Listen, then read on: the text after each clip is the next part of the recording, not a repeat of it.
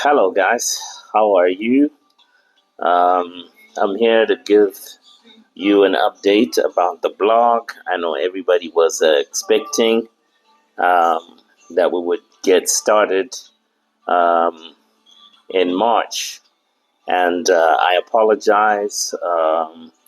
Between my work and ministry and traveling, I wasn't quite able to get the first episode out. Um, but I have good news. I am working on our first episode and preparing for that. And so, in the next 2 weeks, we can watch out for a new episode of Roots and Redemption. The idea for the podcast is to discuss basically the intersection between and the interaction between our African culture and Christianity. A lot of the times, ndinonzwa vanhu vachitaura kuti chikristu chakauya nevarungu, saka isusu hatifani kurasa unhu hwedu, hatifani kurasa chivanhu chedu. And the conversation always revolves around an antagonism between chikristu nechivanhu.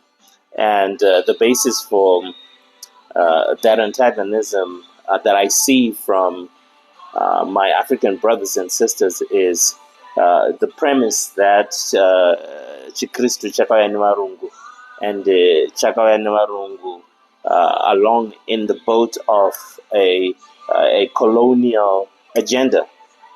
And they're not wrong in asserting that. It is true that along with the colonial boat, there were some missionaries who came along and rode on that boat of colonialism using Christianity, either intentionally or not. So it's hard for our people not to look at Christianity that way.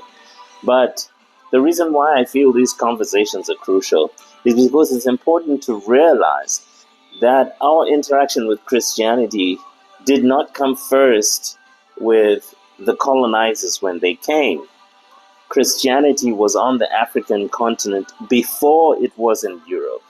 And this is really where I want to take our conversation and go back as far as the 5th century, when the Center for African Christianity was on the African continent in Alexandria and Egypt, and the northern parts of our continent actually housed kingdoms who accepted the gospel freely and willingly, and they were Christians.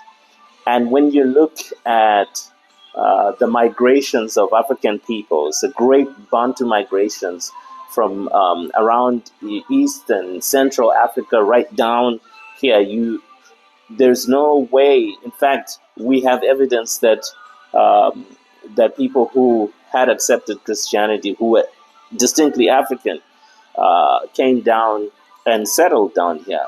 We have peoples like Waremba, who are in Malawi, in South Africa, in Zimbabwe, who practice Judaism. And those practices, that culture came before colonial Christianity. And so when we look at some of our culture, it's easy to see that some of the things that we held to, mitemo yataikurudzira kuti munhu usaba, munhu usauraya, etc., all those things, they do align with a biblical worldview. And of course, there are two reasons why that may be the case. The first reason being God's general revelation to all mankind. Wherever you go under the sun, in 99.9% of the cases, they all hold to Christian values like, thou shalt not steal, thou shalt not murder, thou shalt not covet thy neighbor's wife, etc., because of God's revelation. But also, I believe that sometimes icho chatinoti chivanhu kufanana kwacho with some of the customs of our brothers the Jews, like their marriage laws and our marriage laws are similar. a lot of our cultural values and norms are similar.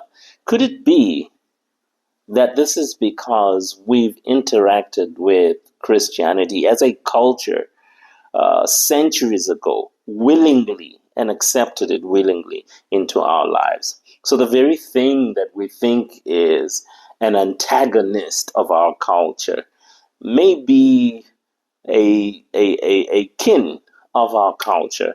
And this is the conversation that we want to have, amongst many other things that um, have been demonized by those who do so ignorantly from the Christian circles to demonize things in African culture that don't necessarily go against a biblical worldview.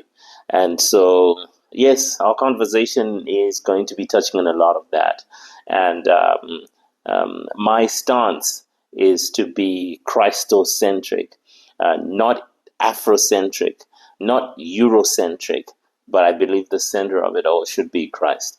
And so, join me as we have these conversations, and I am hopeful that God will take us on this journey, and we can help each other to navigate these things and have these conversations.